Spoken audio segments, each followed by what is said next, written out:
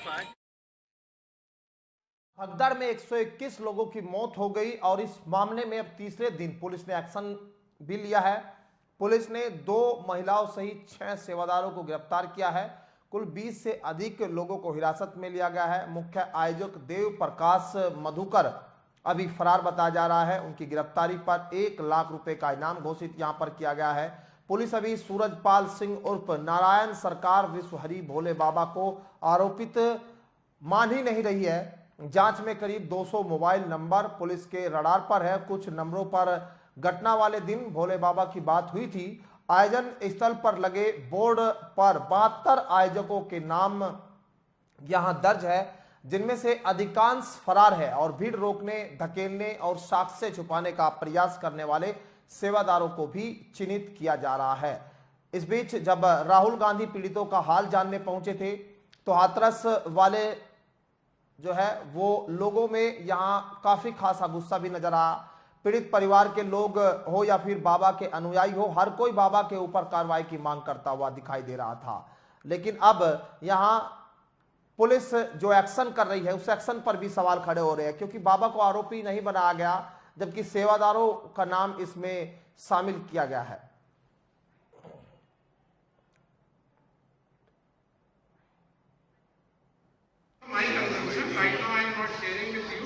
आप उसके बाद जब मेरा ब्रीफिंग खत्म हो जाएगी, आप लोग फ्री हैं अपने क्वेश्चन पूछने के लिए, राइट? दिनांक 2/7 को जनपद हाथरस के पुलिस थाना सिकंदर रोड ग्राम सुमरई मुगलगढ़ी में एक बेहद दुखद घटना हुई, जहाँ पे सूरजपाल उर्फ नारायण साकार बाबा, जिनको भोले बाबा भी कहते हैं, के सत्संग आयोजन के अंदर भगदड़ मचने से कई लोगों की मृत्यु हो गई। टोटल मृतकों की संख्या 121 है, जिसमें 2 पुरुष, 112 महिलाएं, 6 बच्चे और 1 बच्ची है। 121 जो मृतक हैं उन सभी की शिनाख्त हो चुकी है और पोस्टमार्टम की प्रक्रिया, जैसा जिलाधिकारी महोदय ने बताया, सभी की पूरी हो चुकी है। इसमें जनपद हाथरस के 19 हैं, बदायूं के 6 हैं, ललितपुर का 1 है, कासगंज के 10 हैं, अलीगढ़ के 17 हैं, शाहजहांपुर के 5 हैं, आगरा 18 हैं, फिरोजाबाद 1 है, गौतमबुद्ध नगर 1 है, एटा से 10 हैं, मथुरा 11, औरैया 2, बुलंदशहर 5, पीलीभीत 2, संभल 2, लखीमपुर 1, उन्नाव 1, गाजियाबाद 1, ग्वालियर 1, मुरैना मध्य प्रदेश में 1, पलवल हरियाणा में 1, फरीदाबाद। बातचीत करने के लिए फोन लाइन पर धर्मेंद्र बने हुए हैं। देखिए, एक बड़ा सवाल है। सवाल यही है कि आखिर जो योगी सरकार में कार्रवाई की बात हो रही है, यहाँ पर बाबा के खिलाफ कोई कार्रवाई नहीं होती दिखाई दे रही। बाबा के आश्रम पर तो यहाँ पुलिस जरूर है, लेकिन बाबा अभी तक आरोपी नहीं है। उनके तमाम अनुयायी आरोपी बना दिए गए इस पूरे मामले में। देखिए, यहाँ राहुल गांधी भी पहुंचे मुलाकात करने के लिए। अब इस पूरे मामले को लेकर धर्मेंद्र किस तरह से देखा जा रहा है, क्या कह रहे हैं? लोगों के अंदर गुस्सा भी है, लोग कह भी रहे हैं कि बाबा के खिलाफ आखिर कार्रवाई क्यों नहीं हो रही है? क्या पुलिस प्रशासन या फिर सरकार में कोई बाबा को जो है संरक्षण दे रहा है? देखिए, बिल्कुल आपको बता दें, हाथरस सत्संग में भगदड़ के मामले में नारायण सरकार विश्वहरि के 6 सेवादारों को पुलिस ने गिरफ्तार किया है, जिसमें से 4 महिलाएं और 4 पुरुष और 2 महिलाएं शामिल हैं। कल ही अलीगढ़ आईजी सल्लम माथुर ने प्रेस कॉन्फ्रेंस करके इसकी जानकारी दी, लेकिन साथ ही उन्होंने कहा कि नारायण सरकार और भोले बाबा को अगर जरूरत पड़ी तो पूछताछ के लिए बुलाया जाएगा। एफआईआर में उनका नाम नहीं है, सिर्फ सेवादार और जो कार्यक्रम आयोजक है मेन उनका नाम है, और सारी जिम्मेदारी जो है कार्यक्रम आयोजक और सेवादारों की होती है, जिसमें मुख्य आरोपी जो है वो प्रकाश मधुकर है, जिसके ऊपर 1 लाख रुपए का पुलिस ने इनाम घोषित किया है और बहुत जल्दी गैर जमानती वारंट भी जारी कर देगी। लेकिन ये बड़ा सवाल है, कहीं ना कहीं बाबा को मुख्य आरोपी है और बाबा का भी नाम एफआईआर में होना चाहिए था। जो लोग कह रहे हैं कि जब बाबा वहां से निकलते हैं उसी दौरान ये भगदड़ मचती है। अगर बाबा चाहते तो कंट्रोल कर सकते थे, कह सकते थे कि आप लोग भगदड़ मत मचाइए, और वो अपने माइक से भी अनाउंसमेंट कर सकते थे। लेकिन भगदड़ मचने के बाद भी बाबा वहां नहीं रुकता है, उसके बाद वो मैनपुरी जाते हैं। वहां लगातार जो पुलिस है उनके आश्रम में मौजूद है, लेकिन न बाबा की गिरफ्तारी हुई अभी तक, न बाबा से कोई पूछताछ हुई। आईजी का भी कहना है जरूरत पड़ी तो पूछताछ की जाएगी तो कहीं ना कहीं संरक्षण मिला है बाबा को, और पुलिस भी पूछताछ करने से और गिरफ्तार करने से, एफआईआर दर्ज करने से कतरा रही है। लगातार जो विपक्ष है वो भी सवाल उठा रहा है और कह रहा है कि दुखद घटना है, सरकार को ठोस कदम उठाना चाहिए। लगातार सरकार जो है वो विफल हो रही है, लेकिन अभी भी जो पुलिस प्रशासन है वो बाबा को बचाने के चक्कर में लगा हुआ है।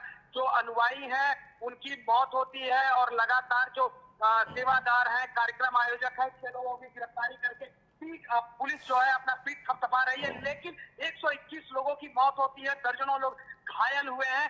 उसमें पुलिस ने अभी तक कोई ठोस कदम नहीं उठाया है।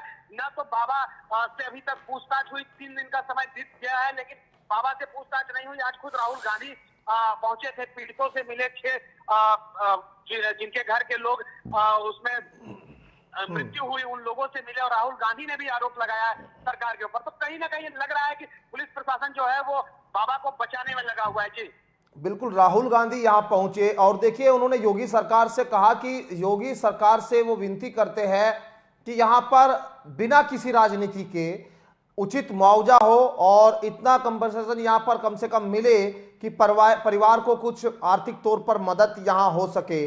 लेकिन यहाँ लगता है कि राहुल गांधी के पहुंचने के बाद या फिर विपक्ष जिस तरह से कटघरे में सरकार को खड़ा कर रहा है उसका कुछ असर आपको दिखाई देता है धर्मेंद्र होता हुआ? देखिए, बिल्कुल आपको बताएं, कल अखिलेश यादव ने भी प्रेस कॉन्फ्रेंस लखनऊ में की थी। अखिलेश यादव ने भी सरकार के ऊपर आरोप लगाए थे और कहा था कि सरकार सबसे बड़ी फेल्यूर है और ना तो प्रशासन के पास स्वास्थ्य व्यवस्था है और ना ही तो दवाइयां, ना तो एम्बुलेंस, इसीलिए और लोगों की जान चली गई। आज राहुल गांधी जब पहुंचे तो राहुल गांधी का कहना था कि सरकार को मुआवजा उचित देना चाहिए, जो लोग इसमें मरे हैं उनकी परिवार के प्रति संवेदना रखनी चाहिए, और जो लोग घायल हैं उनका समुचित इलाज कराना चाहिए, और जो दोषी हैं उनके ऊपर निश्चित तौर पे कार्रवाई होनी चाहिए। एक प्रत्यक्षदर्शी जिससे राहुल गांधी मिले, और प्रत्यक्षदर्शी ने पूरी घटनाक्रम को राहुल गांधी को बताया। उसके बाद राहुल गांधी काफी इमोशनल दुखी हो गए और उनका ये कहना था कि सरकार इसमें कहीं ना कहीं बहुत बड़ी भूमिका है। सरकार व्यवस्था नहीं कर पाई, डीएम और एसपी व्यवस्था नहीं कर पाए, जिसकी वजह से इतना बड़ा हादसा हुआ, 121 लोगों की जान चली गई। हालांकि राहुल गांधी जब हाथरस के गांव पहुंचते हैं तो उस समय पुलिस प्रशासन जो है वो काफी चौकन्ने थी। पीएससी को लगाया गया था और साथ तौर पर सीआरपीएफ की पूरी फोर्स लगाई गई थी कि कुछ बवाल न होने पाए, क्योंकि समाजवादी पार्टी के कार्यकर्ता और कांग्रेस के जो कार्यकर्ता है वो भी मौजूद रहे। तो कहीं ना कहीं जो विपक्ष है वो सवाल अब खड़ा कर रहा है कि इसमें सरकार की जो है सबसे बड़ी गलती है और सरकार को जो है वो जांच करके जो दोषी है उसके ऊपर कार्रवाई करनी चाहिए, और जो मुआवजा है उसको और बढ़ाना चाहिए, क्योंकि 2 लाख रुपए मृतकों के परिजनों को मुआवजा के लिए उत्तर प्रदेश सरकार ने कहा था, और 50-50 हजार रुपए जो है वो जो घायल हैं उनके परिवार वालों को देने की बात कही थी। लेकिन विपक्ष जो है वो लगातार कह रहा है मुआवजा जो है और बढ़ाना चाहिए और जल्द से जल्द जो मृतक हैं उनके परिवार वालों को मुआवजा मिलना चाहिए और उचित कार्रवाई होनी चाहिए। लेकिन कहीं ना कहीं जिस हिसाब से भोले बाबा नारायण हरि पर नहीं कार्रवाई हो रही है, उससे विपक्ष भी सवाल उठा रहा है और जो वहाँ के लोग हैं वो भी सवाल उठा रहे हैं कि क्यों नहीं बाबा का नाम एफआईआर में दर्ज किया गया है। जी बिल्कुल, देखिए एफआईआर में बाबा का नाम दर्ज ना होने से गुस्सा जरूर दिखाई दे रहा है धर्मेंद्र, लेकिन जिस तरह से जब राहुल गांधी यहाँ पहुंचते हैं और उसके बाद खुलकर जो उनके अनुयायी है या उनकी सेवा में वहां पर जो मौजूद थे लोग, वो भी कहीं खुलकर बाबा को पाखंडी बाबा तक कह रहे हैं कि बाबा कोई चमत्कारी बाबा नहीं, जिस तरह की बाइटें हमने सुनी, और कह रहे हैं कि यहाँ बाबा के ऊपर कार्रवाई आखिर क्यों नहीं हो रही है। लेकिन भले ही विपक्ष राहुल गांधी सवाल खड़े कर रहे हो, राहुल गांधी ने कहा है कि सरकार का इसमें प्रशासन का फेलियर तो जरूर है, लेकिन अखिलेश यादव भी ये बात कहते हुए दिखाई दे रहे। खुद योगी आदित्यनाथ देखिए जब यहाँ पहुंचे थे, एक उम्मीद यहाँ जगी थी कि अब शायद योगी बाबा का एक्शन होगा, बाबा का बुलडोजर यहाँ पर भोले बाबा जो हाथरस में हादसा जिनकी वजह से हुआ उनको यहाँ पर उनके बुलडोजर उनके आश्रम पर चलेगा, लेकिन यहाँ ऐसा कुछ होता नहीं दिखाई दिया।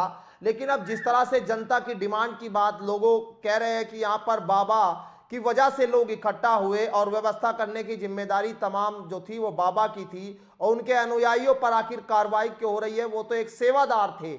इस तरह की बातें भी निकलकर सामने आ रही है धर्मेंद्र, क्या कुछ जो है आपको लगता है कि अब क्या कोई सरकार इस पर दबाव में नजर आएगी, बाबा के खिलाफ एफआईआर में उनका नाम दर्ज होगा? जिस तरह से कहा जा रहा है कि बाबा की जो कुंडली है वो भी कंगालने की यहां पर बात जरूर सामने आ रही है, लेकिन संशय और जो सबसे बड़ा संदेह है वो यही है कि बाबा का नाम एफआईआर में दर्ज ना होना।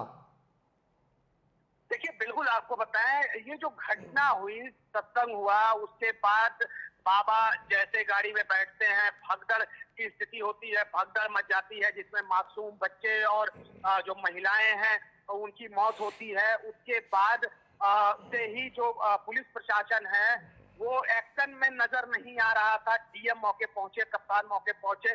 अगर बाबा से पूछताछ करनी होती या गिरफ्तारी होनी होती तो वो उसी दिन हो जाती, क्योंकि बाबा वहां से निकल के सीधा मैनपुरी अपने जो आश्रम है वहां जाते हैं। देर रात 12 बजे तक भी पुलिस बाबा के मैनपुरी वाले आश्रम नहीं पहुंच पाती है। 12 बजे के बाद जब वहां पुलिस आश्रम पहुंचती है उसके बाद भी पुलिस अंदर नहीं जाती है, आश्रम के बाहर ही खड़ी रहती है। और यहाँ तक कि पूछताछ भी बाबा से अभी तक नहीं की गई है कि पूछताछ करके ये पता लगाया जा सके कि आखिर घटना पूरा हुआ क्या था। चलिए, बहुत शुक्रिया आपका बातचीत करने के लिए धर्मेंद्र। देखिए, यहाँ ये सवाल अपने आप में बड़ा है कि यहाँ पर अभी तक कोई कार्रवाई आखिर बाबा को लेकर क्यों नहीं, बाबा का आखिर एफआईआर में नाम क्यों नहीं दर्ज हो रहा है? भाई, ये सवाल तो होना चाहिए कि जब बाबा को सुनने के लिए यहाँ आए तो व्यवस्था करने की जिम्मेदारी बाबा की है। और जिस तरह से वहां लोग पहुंचे, प्रत्यक्षदर्शी वहां पहुंचे, वो कह रहे हैं कि यहाँ उनके चरणों की धूल लेने के लिए बाबा यहाँ के पीछे लोग मचे भागे और भगदड़ हुई। भगदड़ में लोग एक दूसरे के ऊपर धक्का मुक्की हुई और यहाँ दम घुटने से अधिकतर लोगों की मौत हुई। तो ये अपने आप में बड़ा सवाल तो है ही।